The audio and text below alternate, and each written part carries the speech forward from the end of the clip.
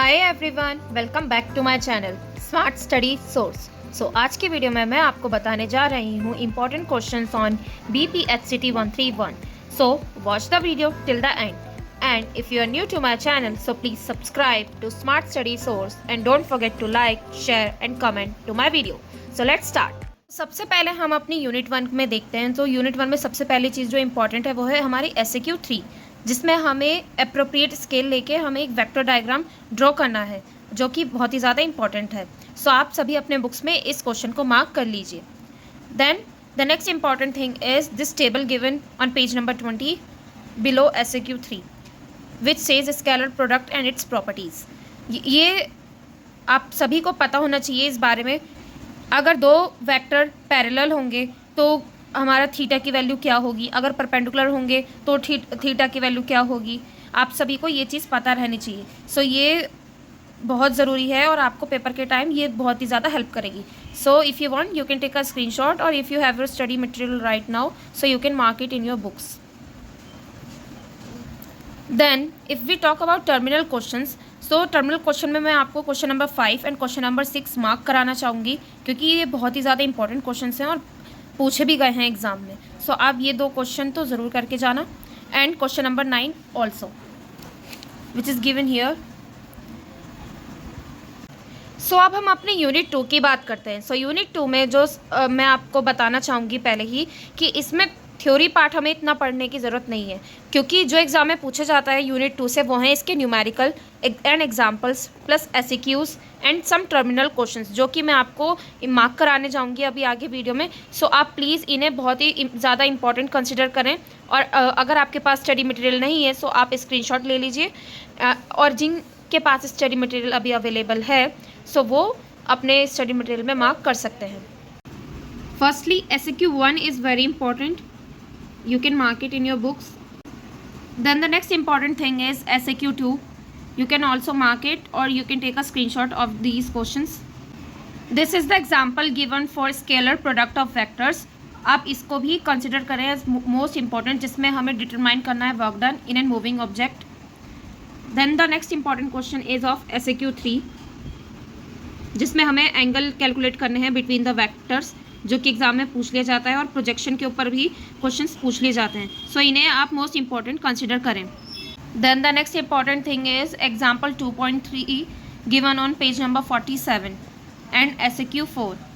और अगर हम टर्मिनल क्वेश्चंस की बात करें सो टर्मिनल क्वेश्चंस में क्वेश्चन नंबर 7 इंपॉर्टेंट है। सो आप अभी अपनी बुक्स में मार्क कर लीजिए and question number 3 also. And now moving ahead, question number 14 is also very important for exam point of view, so you can take a screenshot of this question also.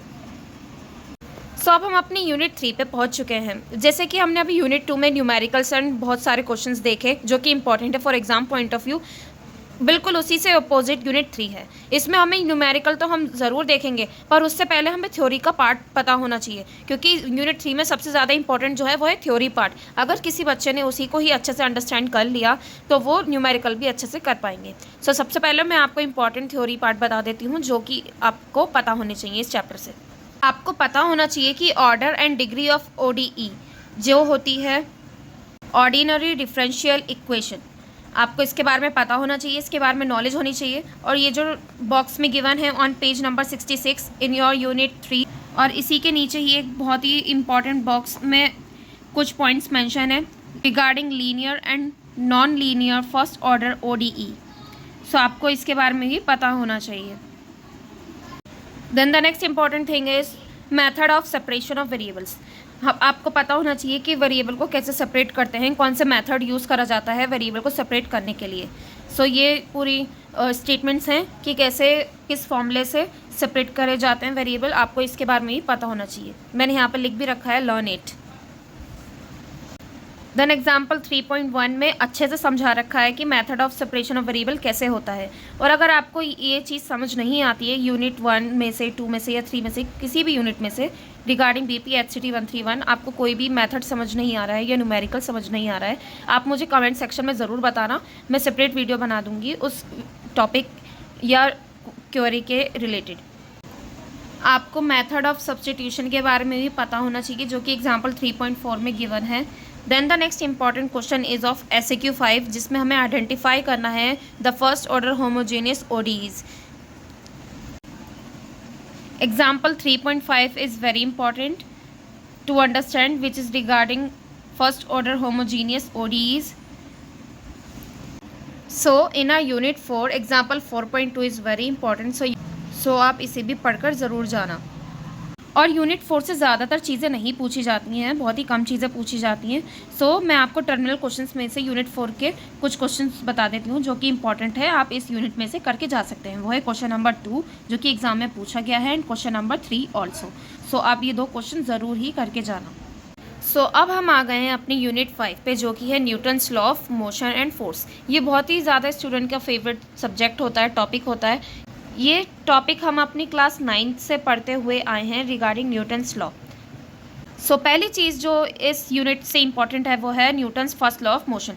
ये हम सबको पता है Newton's का first law क्या कहता है। मैं आपको एक्सप्लेन भी कर देती हूँ कि अगर कोई बॉडी एक रेस्ट पे रखी हुई है, सो वो रेस्ट पर ही रहेगी अनटिल एंड अनलेस एक एक्सटर्नल फोर्स आके उसे मूव ना करे या कोई फोर्स ना दे ताकि वो मोशन में आ जाए। फॉर एग्ज़ाम्पल, एक फुटबॉल एक टेबल पे रखी हुई है, सो वो रेस्ट पर है इस टाइम। वो तब तक रेस्ट पर रहेगी तब तक कोई बाहर से इंसान आके उस पर एक एक्सटर्नल फोर्स अप्लाई ना करे। और अगर उस बॉल पे कोई एक्सटर्नल फोर्स अप्लाई करता है, कोई उसे किक करता है, सो वो एक यूनिफॉर्म मोशन में कुछ डिस्टेंस ट्रैवल करेगी। तो यही न्यूटन का फर्स्ट लॉ हमें बताता है। So now what is force? हम सबको पता है अ पुश और अ पुल इज़ नोन एज फोर्स। आप SAQ 1 देख सकते हैं और मैंने इनके आंसर भी मेंशन कर रखे हैं। ये आप अपनी नॉलेज के लिए पढ़कर जा सकते हैं, ये इतना ज़्यादा इंपॉर्टेंट नहीं है। पर हाँ, क्वेश्चन नंबर SAQ 1 में B पार्ट जो है वो इम्पॉर्टेंट है, आप उसे करके ज़रूर जा सकते हैं और बहुत ईजी है। Then the next important thing is inertial frame of reference. आपको पता होना चाहिए इनर्शियल फ्रेम ऑफ रेफरेंस क्या होता है। Then the next important thing is Newton second law of motion. आपको न्यूटन्स की सभी लॉ की स्टेटमेंट पता होनी चाहिए, चाहे वो फर्स्ट लॉ हो, सेकंड लॉ हो या थर्ड लॉ हो, क्योंकि एग्ज़ाम में कभी कभार 1 या 2 मार्क में पूछ ली जाती हैं। Then the next important thing is principle of superposition of forces. इसके रिगार्डिंग एग्ज़ाम में न्यूमेरिकल्स पूछे जाते हैं, सो आपको ये करके ज़रूर जाना है। और अब हम आ गए हैं Newton third law of motion पे, और आपको इसकी भी स्टेटमेंट पता होनी चाहिए। So if you want, so you can take a screenshot of this. और एग्जाम्पल 5.3 मेंशन है regarding Newton second law of motion on page number 20 in block 2। आप इसे भी चेकआउट ज़रूर कर सकते हैं, ये इंपॉर्टेंट है। And from our terminal questions मैं आपको कुछ क्वेश्चन मार्क कराना चाहूँगी जो कि इंपॉर्टेंट है, which are question number 4, question number 6, 7, 8, 9 and 10। So now अब हम आ चुके हैं अपनी यूनिट 6 पे, जो कि है अप्लाइंग न्यूटन्स लॉ। तो सबसे पहले ये चीज़ जो हमसे इस यूनिट में पूछी जाती है नॉर्मल फोर्स। नॉर्मल फोर्स एक ऐसी फोर्स है जिसके पास एक ऐसा कंपोनेंट होता है जो कि परपेंडिकुलर होता है अपने सरफेस पे to the other object. Then the next important term is tension. Tension एक ऐसी फोर्स है जो कि एक्सर्ट होती है on an object by the pull of a rope, cable and a string, जो कि किसी भी कॉर्ड से अटैच होती है। Example 6.4 on page number 41 in block 2 is very important from unit 6। So आप इस एग्जाम्पल को कर ज़रूर जाना। सो below example 6.4 example 6.5 is also given regarding friction, tension and equilibrium. So आप इसे भी चेकआउट कर सकते हैं, ये भी बहुत ही ज़्यादा इंपॉर्टेंट है। Then the next important question is of SAQ 4। और मैंने आपको पहले भी अपनी वीडियोज़ में बता रखा है कि फ़िज़िक्स एक ऐसा कोड है फिज़िक्स जिसमें सबसे ज़्यादा हमसे न्यूमेरिकल पूछे जाते हैं, जो कि बुक्स में ही मेंशन होते हैं, जो कि हमारे एग्जाम्पल्स और SAQs होते हैं मोस्टली, और टर्मिनल क्वेश्चंस में से भी पूछा जाता है, पर मोस्टली हमारे एग्जाम्पल्स और SAQs ही रोल प्ले करते हैं एग्ज़ाम्स के अंदर, क्योंकि बहुत ही ज़्यादा बच्चे इन्हीं को ही छोड़ देते हैं और चीज़ों और एक्स्ट्रा क्वेश्चंस पे लग जाते हैं। तो सबसे पहले आपको अपना स्टडी मटेरियल ही अच्छे से पढ़ना होता है, जिसमें कि SAQs और टर्मिनल क्वेश्चंस हैं और एग्जाम्पल्स गिवन होते हैं फिज़िक्स के अंदर। आपको ये कर ज़रूर जाने चाहिए। मैंने अपनी प्रीवियस वीडियोज़ में भी बोला था, और ज़्यादातर क्वेश्चन वही आए पेपर में जो कि मैंने आपको बताए थे रिगार्डिंग BPHCT 135। अगर आपको चेकआउट करनी है वो वीडियो, सो आप वो भी चेकआउट कर सकते हैं। So SAQ4 is also important which is mention on page number 44. Then आपको पता होना चाहिए सेंट्रीपिटल फोर्स का formula which is F is equals to mv²/r. Then example 6.8 is also very important, which is regarding uniform circular motion in a plane. And now we have come to our SAQ 5, which is related to uniform circular motion. आप इस question को भी ज़रूर करके जाना. So unit 6 में से questions जो हैं टर्मिनल क्वेश्चंस में जो कि आपको ज़रूर ही करके जाने हैं वो मैं आपको मार्क करा देती हूँ, वो जो कि हैं question number 4, 5, 6 and 10 which is mentioned here. So यहाँ पर एंड होती है हमारी वीडियो फॉर BPHCT 131 पार्ट 1. और ये इस वीडियो का पार्ट 1 था. पार्ट 2 भी आएगा जिसमें मैं आपको यूनिट 7 से इंपॉर्टेंट क्वेश्चंस बताऊंगी. सो अगर आपकी थोड़ी भी हेल्प हुई हो इस वीडियो से सो प्लीज़ मेरे चैनल को सब्सक्राइब कर ज़रूर जाना. And don't forget to like, share and comment to my video. Till then all the very best for your exams and thanks for watching.